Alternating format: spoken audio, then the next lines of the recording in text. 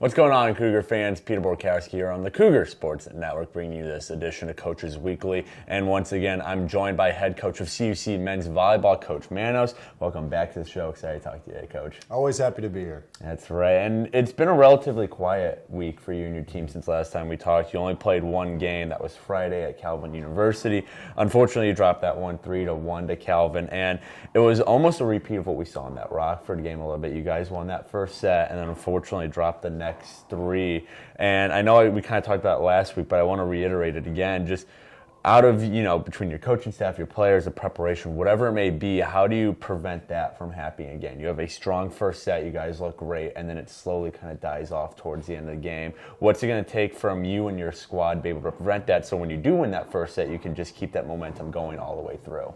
We did some of the more difficult things extremely well all the way throughout. However, we really struggled to be consistent with some of the simple execution points, whether it's our ability to really own the service line, our ability to execute on free balls. The encouraging part is that we're doing a lot of the difficult things well. We just have to make sure we're tightening up some of the loose ends so that we can put ourselves in a position to win. Definitely. And performing well in that game, though, was Jackson Stella, one of the standout freshmen from this season so far. 12 kills, tied for the team lead with David Bales. He's now had 3 double-digit kill games, and on top of that, he's a good blocker, too. He's had 5 games with 3 or more total blocks, and I think that's just a big strength for your team because you guys, height-wise, you're a little on the shorter side sometimes. He's one of the tallest players out there at 6'5". You're going up against teams with 6'7" blockers, all that, but he seems to show that even as a freshman, even in his first year of collegiate volleyball, he's able to do a little bit of everything. He's able to hit, he's able to play good defense in the front line, and that must be a big relief for you and your coaching staff to know you have that presence in the middle when you need him most. He's been an anchor as far as what we've been able to capitalize on offensively. So we've placed him in the middle, we've placed him on the opposite, we put him in the back row. Wherever he is, he's shown that he can be a consistent scorer, which is huge. And also just his versatility. I mean, he can really score all the way across the net, which I think is rare, in general. So he's been really positive for us offensively. He's someone who I know other teams have to game plan for, and we're going to continue to move him around just because of his ability to go off of 1 and 2 feet. So he's been really productive. He's been really positive. Offensively, we need more opportunities for him to find open court space for sure. All right.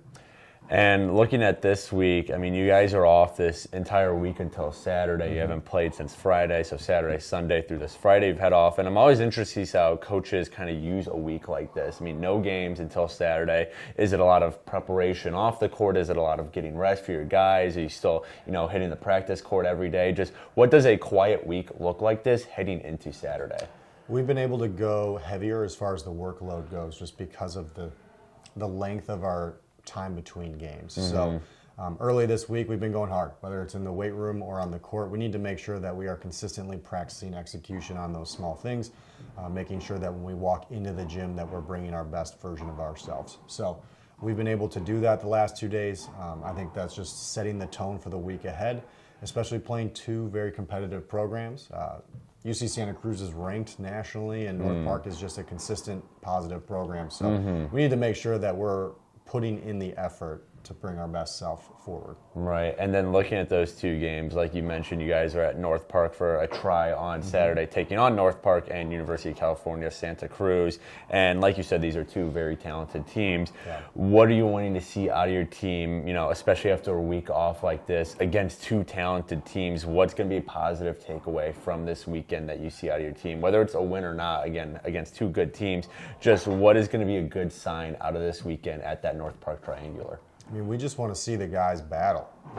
After this weekend, our conference schedule heats up big time. Right. Where there's a week where we play almost every other day a conference match. So we need to be able to adapt, adjust, and just go for it. There's been a lot of hesitation because of our youth, our inexperience, and that's not an excuse at this point. We need to make sure that we're being aggressive all the way, and win or lose, we'll see a lot of growth if we are more aggressive and are able to execute on those small things we've been emphasizing all week. Right.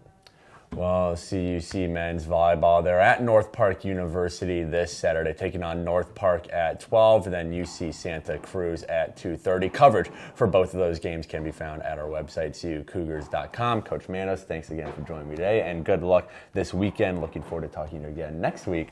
But until then, this is Peter Borkowski signing off for the Cougar Sports Network and wanting to say, as always, go Cougars.